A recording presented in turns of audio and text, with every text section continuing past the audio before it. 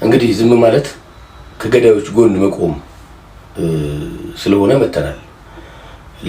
እንግዲህ ለሟቾች ነፍስ ይማር ነው። እንግዲህ ተራቸው ደርሶ የሚሞቱ ሰዎች ዛሬ ንጹሃን ሰዎች ጨፍጭፈዋል። እንግዲህ ያው የምናውቀው ነገር ነው። ቤተክርስቲያን ተቃጥላለች።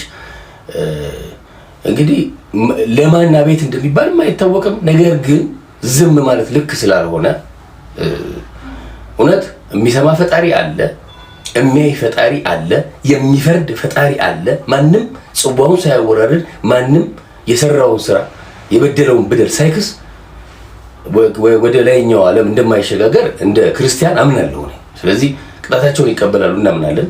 ነገር ግን እየተጎዳ ነው እና መቼ ነው የሚያበቃው? የወገን ሞት መቼ ነው የሚያበቃው? መርጦ አልቃሽ ትባላለህ ስትናገር። አትግደሉን ነው ሌላ አይደለም። እንደ አትግደሉንም አትበል የሚባልበት ሀገር ላይ ነው ያለነው። ልክ አይደለም ይሄ። አሁንም እንላለን አትግደሉን፣ አሁንም እንላለን ወገኖቻችንን አታጥቁብን። ለዛው ንጹህ አርፈው የተቀመጡ ወገኖች ምንም የማያውቁ ፈጣሪያቸውን የሚያመልኩበት ቤተክርስቲያን ተቃጥሏል። እዚህ አሁንም ኢትዮጵያን ወገኖቻችንን አትንኩብን፣ አትግደሉብን እባካችሁ ገዳዮች፣ ተራችሁ ደርሶ ትሞታላችሁ። ይሄ ሀቅ ነው። እዚህ አንዲት ሀገር አለችን፣ ተስማምተን እንኑር። የሚሻለን እሱ ነው። እስከ መቼ ድረስ እሪ እያለን፣ እስከ መቼ ድረስ እያለቀስን፣ እስከ መቼ ድረስ ነፍስ ይማር እያለን እንኑር? አሳዛኝ ነው በእውነት። አሁንም ነፍስ ይማር፣ ሌላ ምንም አንልም። ተራችን እስኪደርስ ነፍስ ይማር።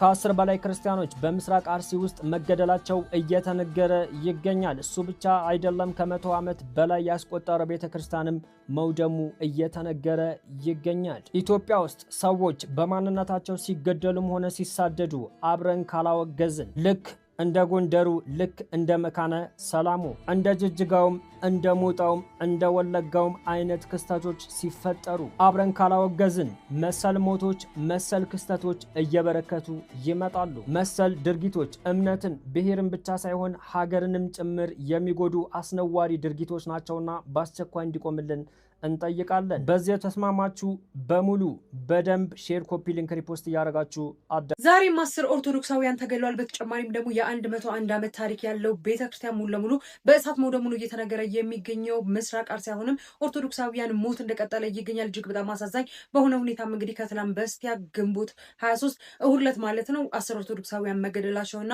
በተጨማሪም የ101 ዓመት ታሪክ ያለው የቅዱስ ገብርኤል ቤተክርስቲያን እንግዲህ ሙሉ ለሙሉ በእሳት መውደሙን እየተነገረ የሚገኘው በምስራቅ አርሲ ዞን በአስኮ ወረዳ እንዲሁም በተጨማሪ ደግሞ በከራኩፍቴና አካባቢም እንግዲህ ኦርቶዶክሳውያን እየተገደሉ እንዲሁም ደግሞ በከፍተኛ ስጋት ውስጥ እንዳሉ ነው በሰዓት እየተነገረ የሚገኘው። በአካባቢው ነዋሪዎችን በሰዓት በተለይም ደግሞ በከራኩፍቴና አካባቢ ማለት ነው በመድኃኔዓለም ቤተክርስቲያን አካባቢ ላይ ያሉ ሰዎችም ጽላቱን ይዘው ከአካባቢው መውጣታቸው ነው እየተነገረ የሚገኘው። የሚመለከተው አካልም በዛ አካባቢ ላይ ትኩረት በመስጠት ማለት ነው በአካባቢው ላይ እንዲሰራ እንዲሁም ደግሞ መፍትሄ እንዲያበጅ ጭምር አሁንም ጥሪ እየቀረበ ይገኛል። ለሞቱ ወገኖቻችን ነፍስ ይማርልን። በዚህ ጉዳይ ላይ ተጨማሪ አዳዲስ መረጃዎችን የማግኘውን አሁንም አጋራችኋለሁ። የፕላስ ምልክቱን ታዲያ መጫናችሁን አትርሱ። መልካም ቀን ይሆንላችሁ። ሁላችሁም ይህንን ቪዲዮ ኮፒ ሊንክ፣ ሼር፣ ዱዊት፣ ሪፖስት በማድረግ ለብዙሃኑ እንድታደርሱ ድምጽ እንድትሆኑ በትህትና እጠይቃለሁ። እጅጉን የሚያሳዝን ዜና እየሰማን እንገኛለን።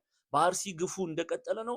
ክርስቲያኖች እየተገደሉ ይገኛሉ። ስለዚህ እባካችሁን ሁላችንም ፍትህ ለአርሲ እያልን እንጠይቅ። የእግዚአብሔር ቃል በዚህ በትንቢተ ኢሳይያስ ምዕራፍ 1 ቁጥር 17 ላይ ለድሃ አደጉ ፍረዱለት፣ ስለ መበለቲቱም ተሟገቱ ይላልና እባካችሁን ድምጽ እንሁናቸው።